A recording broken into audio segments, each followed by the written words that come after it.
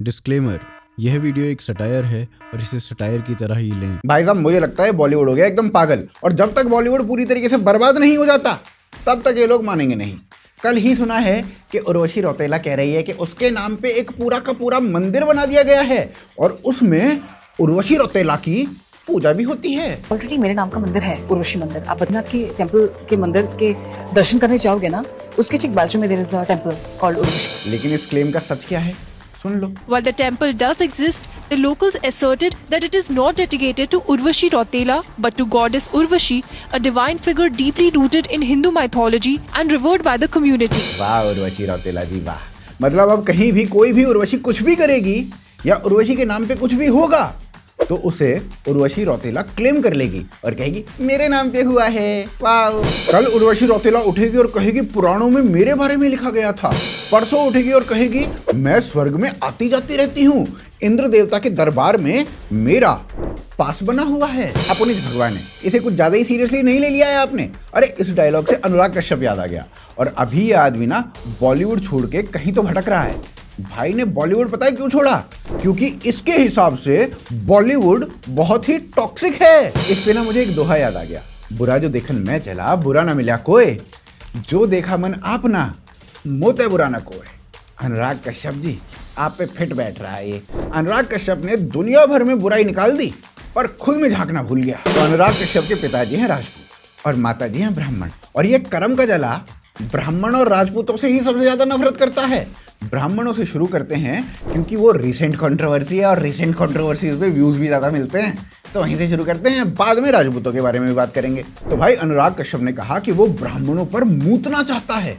सही है भाई साहब। उधर से ब्राह्मण कह रहे हैं कि देख मुतवा तो हम देंगे, तो मिल तो सही। 2019 में ना अनुराग कश्यप ने एक लेटर साइन किया था और वो जो लेटर था ना वो गया था सीधा प्रधानमंत्री के पास और उसमें लिखा हुआ था मोदी जी जब से आप प्रधानमंत्री बने हो ना उसके बाद से मुसलमानों के खिलाफ हेट जो है वो काफ़ी बढ़ गई है, इस पे संज्ञान लो थोड़ा सा।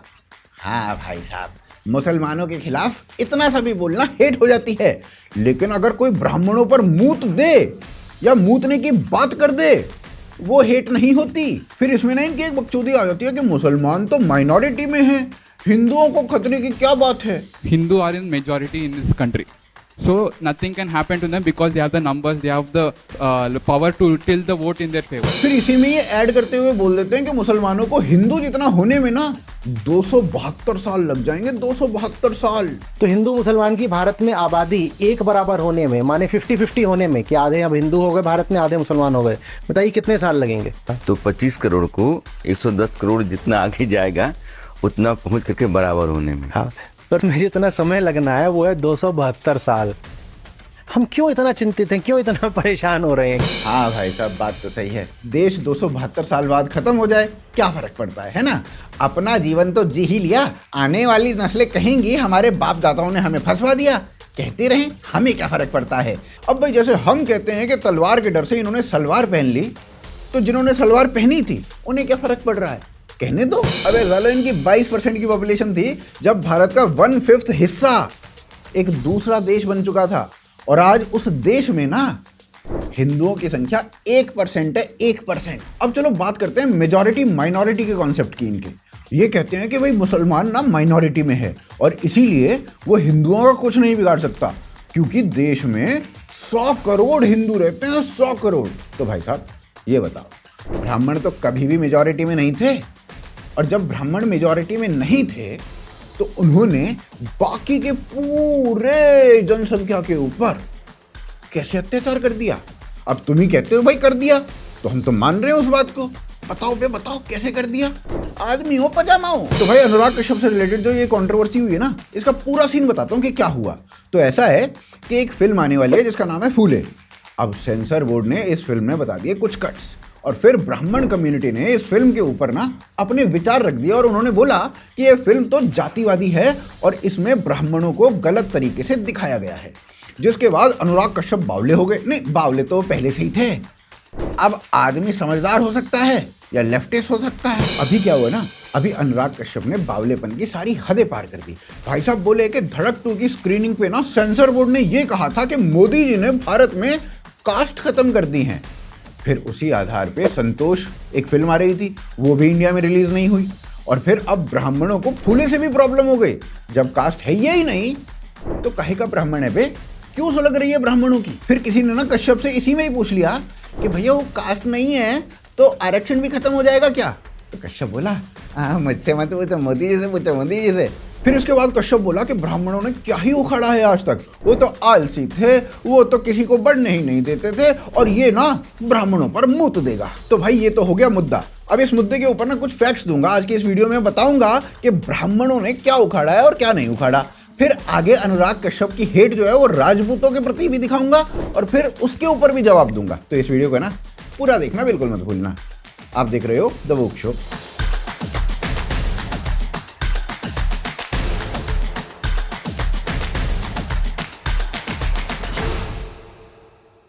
देखो भाई साहब, ऐसा ब्राह्मणों से नफरत करना कोई नई बात तो है नहीं। एक पूरा नैरेटिव बनाया गया है लेफ्टिस्टों के द्वारा ब्राह्मण हेट का।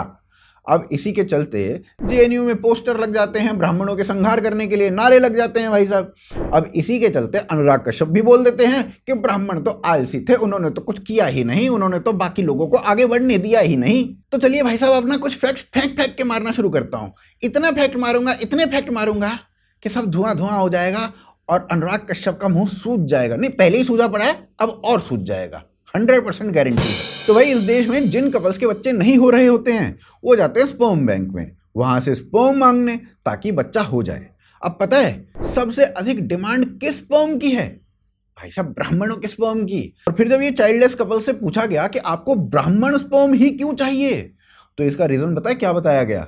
इसका रीजन बताया गया उन्हीं चाइल्डलेस कपल्स ने कि ब्राह्मणों का आईक्यू जो होता है ना वो बहुत हाई होता है, इसीलिए हमें अपना बच्चा हाई आईक्यू वाला चाहिए और इसीलिए उनका स्पर्म चाहिए। पर भाई साहब, हो सकता है कि ये हमारे देश की जातिवादी सोच को दिखाता हो। अब बात करनी चाहिए कि ब्राह्मणों ने किया क्या है। तो पहले ना खान सर की ये वीडियो देखो। तो भारत में एक ऐसी भी जाति है जिसने कभी शिक्षा को छोड़ा ही नहीं, ब्राह्मण जाति।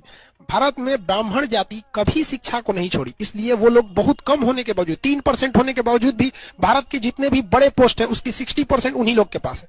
तो क्या ऐसा थोड़ी एक तक किसी ब्राह्मण को आपने रिजर्वेशन दिया? कहीं किसी ब्राह्मण को तो जनरल जाति में आता है, कोई रिजर्वेशन नहीं है। आप में बहुत से लड़के ब्राह्मण के होंगे, लेकिन वो लोग कभी शिक्षा को नहीं छोड़े। इसलिए आज भी देखिए 3% होने के बावजूद भारत में जितने बड़े पोस्ट है उसके 60% पे वही लोग हैं, चाहे वो पत्रकारिता है, वकालत है, प्रशासन है, हर जगह है लोग। अब आते हैं ब्राह्मणों ने क्या क्या उखाड़ा है उसके ऊपर। तो भारतीय सेना ने ना आज तक 28 आर्मी चीफ दिए हैं और इन 28 आर्मी चीफों में से ना 10 आर्मी चीफ ब्राह्मण कम्युनिटी से रहे हैं, ब्राह्मण कम्युनिटी से। क्या अनुराग कश्यप जी, कितना परसेंटेज हो गया ये? अब गणित तो आपको आती होगी, या एक ब्राह्मण ही इसकी गणित भी करके दे आपको। भाई साहब, ये हो गया कुछ 36% के आसपास, ठीक है, 36% के आसपास। और एक कम्युनिटी जो पूरी भारत की जो पॉपुलेशन है उसका मात्र 4% है। और ये मैं नहीं कह रहा हूं, पीयू रिसर्च बताता है कि भारत में ब्राह्मण जो है ना वो मात्र 4% है और वो कम्युनिटी 36% आर्मी चीफ दे रही है। और आप कह रहे हो कि ब्राह्मणों ने कुछ किया ही नहीं, बड़े आलसी लोग हैं। वाह भाई साहब, वाह। फिर भारत ने ना अपने 21 जवानों को परमवीर चक्र से आज तक सम्मानित किया है, उसमें से 4 ब्राह्मण हैं। कितना परसेंटेज हो गया जी?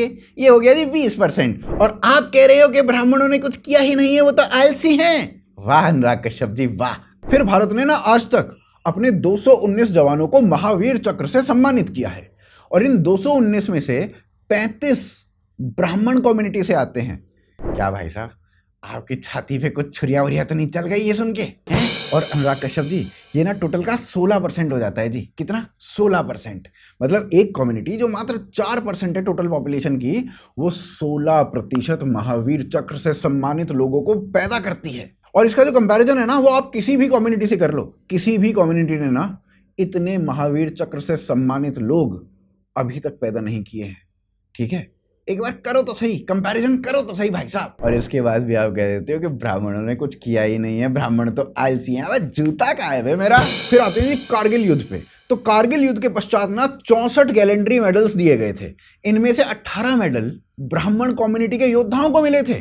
कितना परसेंट हो गया जी? 28% भाई साहब। जूता लाओ बे मेरा, जूता लाओ। कहाँ है बे अनुराग कश्यप? भाई साहब, आपने तो अपने मुंह से हक दिया कि ब्राह्मणों ने कुछ किया नहीं, पर ये जो फैक्ट्स हैं ये आपके मुंह पे हग रहे हैं। अब बताओ क्या करोगे आप? और ब्राह्मणों ने ये सब कुछ जो आर्मी में किया है ना, ये तब कर दिया जब ब्राह्मण रेजिमेंट नाम की कोई चीज नहीं होती आर्मी में। 1931 तक होती थी, पर अंग्रेजों ने ब्राह्मण रेजिमेंट को खत्म कर दिया, क्योंकि उन्हें लगता था कि ब्राह्मण जो होते हैं ना वो मार्शल कम्युनिटी तो होते नहीं है, तो इन्हें ना इनकी रेजिमेंट को खत्म कर देना चाहिए। मुझे लगता है कि अंग्रेजों ने दादा परशुराम का नाम नहीं सुना था, सुन लिया होता तो ऐसा नहीं करते। चलो भाई साहब, ये तो हो गई आर्मी की बातें। अब बातें करते हैं बिजनेस की। आज से ना 3 साल पहले द इकोनॉमिस्ट में एक लेख लिखा गया, जिसमें बताया गया कि अमेरिका की जो टॉप 10 कंपनीज है ना, उनमें से 7 को कोई हिंदू लीड कर रहा है, और उन 7 में से 4 ब्राह्मण हैं। अर्थ पता है इसका क्या है? टोटल का 40% और हिंदूज में से 57%। और यदि भारत की कंपनीज की बात कर लेना तो 93% बोर्ड मेंबर्स ना सो कॉल्ड अगड़ी जातियों से आते हैं, जिनमें से 46% बनिया कम्युनिटी से हैं, और बाकी जो संख्या है उसमें ब्राह्मणों की संख्या बहुत अधिक है। अब चलो खेलों की भी बात कर लेते हैं। तो जाट कम्युनिटी के बाद किसी का नंबर आता है ना, तो आता है ब्राह्मण कम्युनिटी का, वही सबसे अधिक खिलाड़ी दे रहे हैं। अब एक उदाहरण ना इसका मैं देता हूं। 2008 में भारतीय क्रिकेट टीम ऑस्ट्रेलिया के दौरे पे थी। हरभजन सिंह और एंड्रू साइमंड्स के बीच में कुछ नोकझोंक हो गई थी, और ऑस्ट्रेलिया का जो मीडिया था ना, वो भारतीय टीम में कौन किस किस कास्ट का है ये गिनाने में लग गया था। तो पता चला कि इस टीम में अनिल कुंबले, राहुल द्रविड़, वीवीएस लक्ष्मण, सचिन तेंदुलकर, सौरव गांगुली, आरपी सिंह, वेंकटेश प्रसाद, यानी 11 में से 7 खिलाड़ी ब्राह्मण कम्युनिटी से थे, और इनमें से हर एक खिलाड़ी अपनी मेरिट पे चैंपियन था। अब फिर मीडिया की दुनिया को भी देख लेते हैं। तो जी, देश के सबसे प्रसिद्ध 121 न्यूज़पेपर्स, टीवी चैनल्स या डिजिटल वेबसाइट्स, उनमें से ना 106 में टॉप पोजीशन पर कोई ब्राह्मण कम्युनिटी का व्यक्ति बैठा हुआ है जी। चाहे वो इस साइड का हो, चाहे वो उस साइड का हो, नैरेटिव तो जी ब्राह्मण ही बना रहे हैं जी। और भाई साहब, ये मेरिट ना केवल भारत तक सीमित नहीं है, नेपाल में भी सिविल सर्विसेज के एग्जाम होते हैं, और भारत के ही जैसे उसके बाद जो पब्लिक सर्विस कमीशन होता है वो छात्रों को आगे ना रेकमेंड करता है। 2021 का डेटा है, और उसके अनुसार पब्लिक सर्विस कमीशन ने 138 छात्रों को रेकमेंड किया था। और ये जो 138 छात्र थे ना, इनमें से 70% ब्राह्मण कम्युनिटी के थे भाई साहब। अब बताओ क्या कर लोगे? और एक और बात बताऊं भाई साहब, ये अपनी मेरिट पे थे, कोई रिजर्वेशन नहीं था, कोई दिक्कत नहीं थी। अब इसी प्रकार से ना साइंस के क्षेत्र की भी बात कर लेनी चाहिए कि ब्राह्मणों का कितना प्रतिनिधित्व यहां पर रहा है। तो साइंस के क्षेत्र में बहुत सारे रिसर्च पेपर्स लिखे गए हैं, जिनमें बहुत सारों में ब्राह्मण लोगों ने अपना प्रतिनिधित्व दिया है। इनफैक्ट विज्ञान के क्षेत्र में ना 4 नोबेल पुरस्कार आज तक भारत को मिले हैं। इन 4 में से 3 ब्राह्मण कम्युनिटी से थे भाई साहब। बताइए। अब चलिए इससे भी ना एक कदम आगे की बात करते हैं भाई साहब, एक कदम आगे की। आज तक भारत को 9 नोबेल पुरस्कार मिले हैं, और उन 9 में से 8 ब्राह्मण कम्युनिटी के लोगों को मिले हैं, प्योर मेरिट के बेस पर।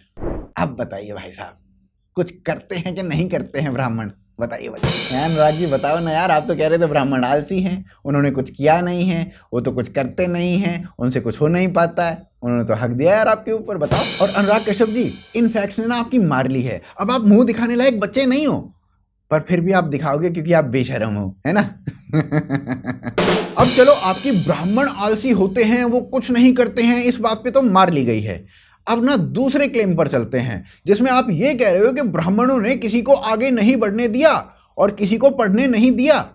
चलो खोल के बैठो, अब्बू आ रहे हैं। अब देखो, एक ना बहुत बड़े गांधीवादी थे, नहीं गोडसेवादी नहीं थे, गांधीवादी थे। तो आपके टाइप की बातें करेंगे, है ना भाई साहब, आपके टाइप की बातें। तो चलो, इन्होंने क्या किया, इन्होंने क्या कहा, वो सुनते हैं। तो इनका नाम था जी धर्मपाल। वो ब्रिटेन में चले गए, और वहां पर लंदन की लाइब्रेरी में उन्होंने काम करना शुरू कर दिया। उन्हें लंदन की लाइब्रेरी में ना अंग्रेजों द्वारा किया गया वो सर्वे मिला जो उन्होंने किया तो था, पर पब्लिश नहीं किया था। उस सर्वे के हिसाब से ना मद्रास प्रेसिडेंसी में कुल 11,691 स्कूल थे, और उन स्कूल में 30,479 ब्राह्मण पढ़ा करते थे। और अब वाला आंकड़ा जो है ना, वो बहुत खतरनाक है। शूद्र पता है कितने थे? 75,324। ब्राह्मण मात्र 30,479, शूद्र थे 75,324। भाई साहब, कोई कंपैरिजन है? और आप कह रहे हो कि ब्राह्मणों ने शूद्रों को पढ़ने नहीं दिया। वाह भाई साहब। नहीं, मैं इस गधे के पिल्ले से बस यही पूछना चाहता हूं कि जब शूद्र पढ़ते थे और ब्राह्मणों से ज्यादा संख्या में पढ़ते थे तो पढ़ने से रोका कैसे बे? और ये हाल ना केवल मद्रास प्रेसिडेंसी का नहीं था, पूरे भारत में इसी प्रकार के नंबर थे। ये देखो, ये है बंगाल प्रेसिडेंसी के नंबर। स्क्रीन रोक लेना, नंबर्स देख लेना, आराम से पढ़ लेना, ठीक है?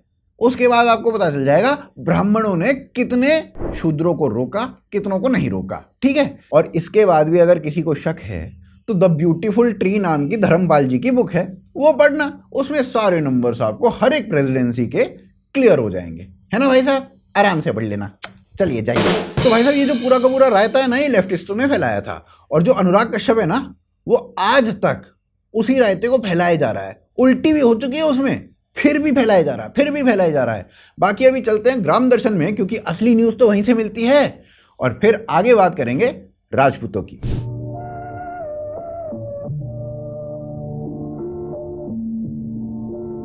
राम राम। ग्राम दर्शन में आपको स्वागत है। भैया, अनुराग कश्यप ने माफी मांग ली है। सुश्री पता नहीं चली कि माफी मांगी है कि और गाली दे दी है। भैया पता कहा बोलो? वो बोलो कि मैं ना वाह एक लाइन पे, वाह बस एक लाइन पे माफी मांग रहा हूं, जामे मैंने मुंह तो मेरी बेटी, मेरे परिवार है, गाली मिल रही है, रेप थ्रेट मिल रहे हैं। एक तो ससुरा इनका विक्टिम कार्ड, यूं ससुरा दम में ही निकल जाए। यूं ससुरा बोल रहा हो कि मेरे परिवार ने थोड़ी कुछ करो, उन्हें काहे को गाली दे रहे हो? तो भैया, या हिसाब से तो आजकल के जो ब्राह्मण हैं उनने थोड़ी कुछ करो, जिनने करो उनने दे दे गाली। ससुरा बकवास कर रहा हो। एक यूं ससुरा अपनी करतूतन ने देखे नहीं है, ससुरा बुरी सी थूत का बोलते ही चले जा, बोलते ही चले जा, बोलते ही चले जा, यहाँ के मुंह में बुस नहीं भर दूं मैं। फिर भैया एक और जो बल्लभगढ़ है ना, यहाँ के धोरे को एक वेस्ट बंगाल पड़े है, वेस्ट बंगाल में पड़े है एक मुर्शिदाबाद, और वहाँ मुर्शिदाबाद में 4 हिंदू मार दिए।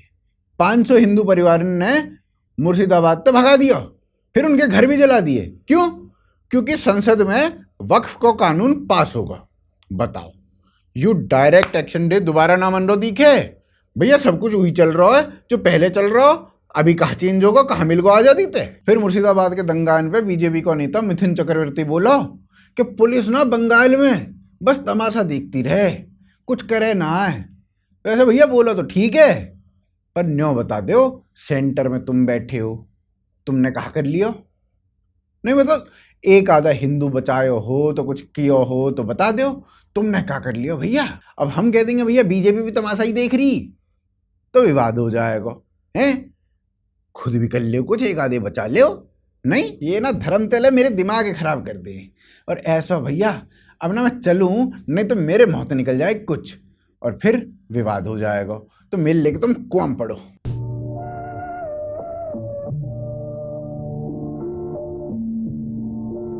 तो भाई साहब देखो, जैसे मैंने आपको पहले बताया कि अनुराग कश्यप के जो पिताजी हैं वो राजपूत हैं और माताजी ब्राह्मण हैं, तो इन्हें ना इन दोनों से ही नफरत है। ब्राह्मणों के ऊपर तो बात हो चुकी, अब राजपूतों की बात करते हैं। अनुराग कश्यप ना एक राजपूत हैं, और ऐसे राजपूत हैं जिसे करणी सेना की बातों पर बात बात पे शर्म आ जाती है। करणी सेना इतना सा कुछ करती है, भाई के अंदर का राजपूत शर्मिंदगी से मरने लगता है। और कमाल की बात भी ये है कि बस उसी समय राजपूत बनता है जब इसे राजपूत होने पे शर्माना हो। बिल्कुल वैसे ही जैसे स्वरा भास्कर केवल उसी समय हिंदू बनती है जब उसे हिंदू होने पर शर्म आ रही हो। फिर राजपूत होने पे शर्माने वरमाने के बाद ना भाई साहब अगले दिन उठते हैं, और अगले दिन उठ के ना शायद जो सबसे पवित्र चीज या जो सबसे बड़ा बलिदान राजपूत महिलाओं ने दिया है ना, उसी का ही मजाक उड़ाने लगते हैं। तो चलो पहले ना ये बताता हूं कि राजपूत महिलाओं ने जौहर क्यों किया, इसकी क्या जरूरत पड़ गई थी। तो आपने ना ये सुना होगा कि मुगल आक्रांता जो थे वो जब भी वॉर जीत जाते थे तो युद्ध में जीतने के बाद वो महिलाओं को अपने हरम में ले जाते थे और वहां पर उनको सेक्स स्लेव बनाकर रखा जाता था। जब मन करता था उनको दोंचा जाता था, उनको नोचा जाता था। फिर उसके बाद महिलाओं को ना बाजार में सजाया जाता था और बाजार में उनकी बोलियां लगती थी, उनको बेचा जाता था। और ऐसा करना ना बड़ी किताब के हिसाब से भी सही है। सुनो। So the Quran is saying that yes, is acknowledging that since you have these slaves in your house, it is permissible to have sex with them, intercourse with them. तो ये साले महिलाओं को बनाते थे स्लेव, फिर उन्हें भोगा जाता था। तो महिलाओं के पास मरने के अलावा ना कोई और चारा नहीं था। और ये बात तो महात्मा गांधी भी कहते थे 1946-47 में, जब डायरेक्ट एक्शन डे के बाद मुसलमान हिंदुओं को मार रहे थे। तो गांधी जी ने कहा कि हिंदुओं को ना रिटेलिएट नहीं करना चाहिए और हिंदू महिलाओं को अपनी इज्जत बचानी भी चाहिए। तो उनसे पूछा गया कि कैसे बचाएं, तो गांधी जी ने कहा कि हिंदू महिलाओं को ना मर जाना चाहिए, जहर खा के मर जाना चाहिए। अब गांधी जी तो कह रहे हैं 1946-47 में कि महिलाओं को हिंदू महिलाओं को जहर खा के मर जाना चाहिए। उधर से उस टाइम पे जौहर चल रहा था, वो आग में कूद रही थी महिलाएं। तो देखो आत्महत्या तो दोनों ही केसेस में हो रही है। गांधी जी भी इसी विचार के थे कि उनको आत्महत्या करनी चाहिए, क्योंकि सेक्स स्लेव बनाने से बेटर तो आत्महत्या करना ही है। पर गांधी की फिलॉसफी में और जौहर में एक बेसिक डिफरेंस है। जो बेसिक डिफरेंस है ना, वो ये है कि जौहर में जो महिलाएं थी वो स्वयं को अग्नि में समर्पित कर रही थी। मतलब अगर मरना ही उद्देश्य होता तो कोई कहती कि भाई मैं तो अग्नि में कूद जाती हूं, कोई कहती कि मैं तो जहर खा लेती हूं, पर उद्देश्य अग्नि में कूदना ही था। क्यों? तो इस क्यों का आंसर है कि क्या आपने कभी नेक्रोफीलिया नाम की कोई चीज सुनी है? नेक्रोफीलिया होता है जब एक मृत शरीर हो और उस मृत शरीर को भी भोगा जाए, उसे नेक्रोफीलिया बोला जाता है। उसके साथ भी सेक्स कर दिया जाए, उसे नेक्रोफीलिया बोला जाता है। और मुस्लिम पुरुष ना आज की डेट में भी पूरे विश्व में ये काम करते हुए पकड़े जाते हैं। ये हैं खुर्रम, ये इंग्लैंड में गए और वहां पर नेक्रोफीलिया करते हुए पकड़े गए। इन्हें 6 साल की सजा हुई। पाकिस्तान में नेक्रोफीलिया ना बहुत कॉमन है। इजिप्ट में तो एक लॉ बनाया जा रहा था कि जब आपकी पत्नी मृत्यु हो जाए ना, तो उस पत्नी के साथ भी आप एक बार तो कर ही लो, उसको फेयरवेल सेक्स बोला जाएगा। वाह भाई साहब वाह। फिर जब इस इजिप्ट वाली न्यूज को पूरे विश्व में छापा गया, अखबारों में छापी गई ये चीजें, तो उसके बाद इनके ऊपर बहुत थू-थू हुई। तो इन्होंने कहा कि चलो इसको ना लॉ नहीं बनाते हैं, बाकी कर तो आप कुछ भी लो, हमें क्या ही फर्क पड़ता है। भाई साहब हदीस और फतवे नेक्रोफीलिया को अलाउ करते हैं, और इसी नेक्रोफीलिया से बचने के लिए जौहर किया जाता था। ठीक है अनुराग कश्यप जी, जवाब मिला। तो भाई साहब इस बात पे ना आपके लिए एक शेर याद आया है, कह दो तुम्हें या चुप रहूं, दिल में मेरे आज क्या है, अनुराग कश्यप तो अच्छा आदमी है। अबे ये कैसा शेर है, इसमें तो राइम ही नहीं हुआ। मन में तो हुआ। तो भाई साहब ऑन दैट नोट आज का कार्यक्रम यहीं समाप्त करते हैं। अगले वीक मिलेंगे किसी और टॉपिक के साथ। You are watching the woke show. Thank you so very much.